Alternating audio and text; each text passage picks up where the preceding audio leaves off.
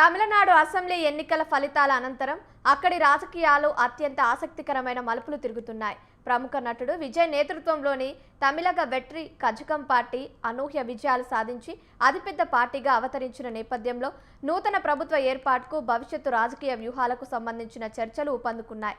ఈ క్రమంలోనే ప్రముఖ కొరియోగ్రాఫర్, దర్శకుడు, నటుడు సామాజిక సేవా కార్యక్రమంలో ముందుండే రాఘవ లారెన్స్ టీవీకే పార్టీలో చేరడం తమిళనాడు పెను సంచలనంగా మారింది.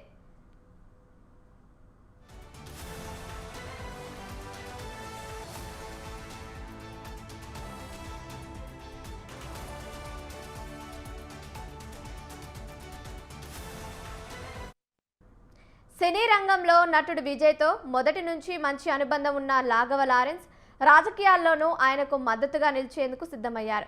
విజయ్ స్థాపించిన టీవీకే పార్టీ ఆశయాలు, ఆయన నాయకత్వంపై నమ్మకంతో లారెన్స్ అధికారికంగా పార్టీ తీర్థం పుచ్చుకున్నారు. రాఘవ లారెన్స్కు సమాజంలో, ముఖ్యంగా యువత, సామాన్య ప్రజల్లో ఉన్న సేవా విలువల ఇమేజ్ పార్టీకి మరింత బలంగా చేకూరుస్తుందని రాజకీయ విశ్లేషకులు భావిస్తున్నారు.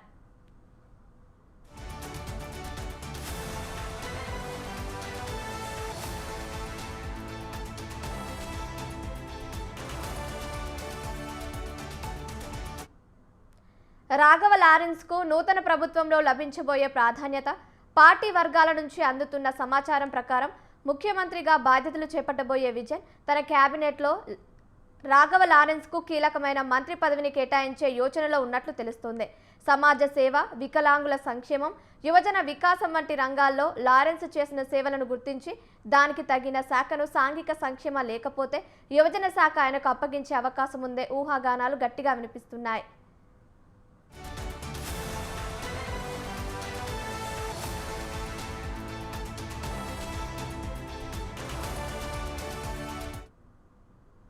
డిఎంకే, ఏఐఏడీఎంకే వంటి సాంప్రదాయ పెద్ద పార్టీలను ఢీకొంటూ విజయ్ నేతృత్వంలోని టీవీకే పార్టీ యువత మరియు మార్పును ఆశించే ప్రజల మద్దతుతో దూసుకుపోతుంది.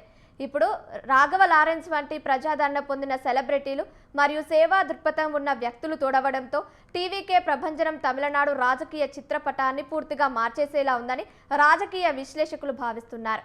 మొత్తానికి లారెన్స్ రాజకీయ ఎంట్రీ, ఆయనకు దక్కబోయే మంత్రి పదవి అంశం ప్రస్తుతం సోషల్ మీడియా, పొలిటికల్ సర్కిల్స్లో హాట్ టాపిక్గా మారింది.